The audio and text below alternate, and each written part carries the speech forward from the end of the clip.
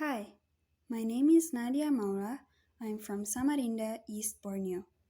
I'm currently studying educational technology at Universitas Negeri Malang. I found out about International Indonesian Student Mobility Awards from one of my professors, and after weeks of pondering, I finally chose Nanyang Technological University.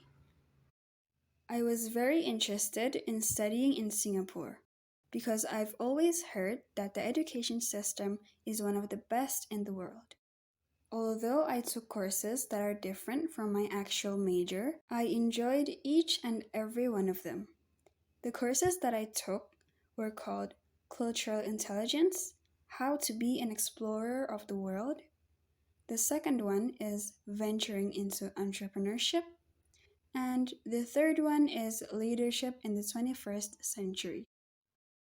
All of them were very intriguing because the concepts that I was taught I could apply instantly in my daily life. And I could relate my personal experiences to the learning materials that the professors explained to us in class. And they also used all sorts of learning medias, such as the videos. And they used certain methods that I think aren't used a lot in Indonesia, which is role playing. One thing that I noticed overall is that the learning is very systematic, and everyone can know what will happen throughout the semester through the course guide. And the professors actually follow the guide thoroughly, and they review it every week. Every week, they also review the materials from the previous week. And I think that's something that I haven't seen always happening in Indonesia. So I believe it's something that we could implement. Another thing I find very impressive about NTU is that they actually have this student network. The students are very initiative. They have a Telegram group called NTU Marketplace, and they also have another group called NTU Lost and Found. NTU Marketplace is a place where students can offer their things, can offer what they want to sell or what they want to give away, the things that they don't need anymore but are still worthy of using. And in NTU Lost and Found, people basically upload pictures of stuff that they found or look for what they lost. And I've heard a bunch of stories where people actually find what they lost, including me. I remember one time I was rushing to the bus and it was raining, so I had my umbrella. And then because I wasn't really focusing on my umbrella when I entered the bus, I accidentally left it beside my seat while it was still wet and didn't realize until a few moments later. Luckily, the guy who chose to sit where I sat lives in the same hall building as I do.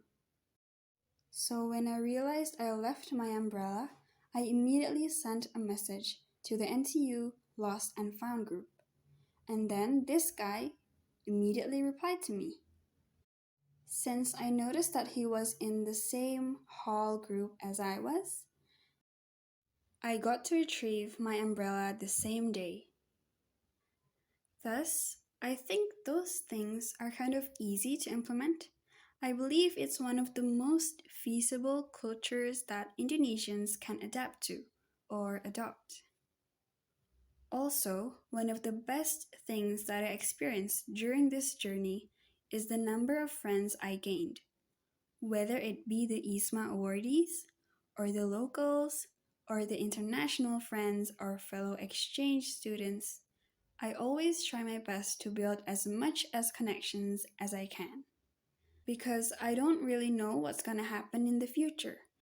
And having a wide network, I think will help me navigate the world better, both in terms of looking for jobs, looking for other opportunities, or even just when you can actually travel around the world and meet your friends again, maybe in their own countries.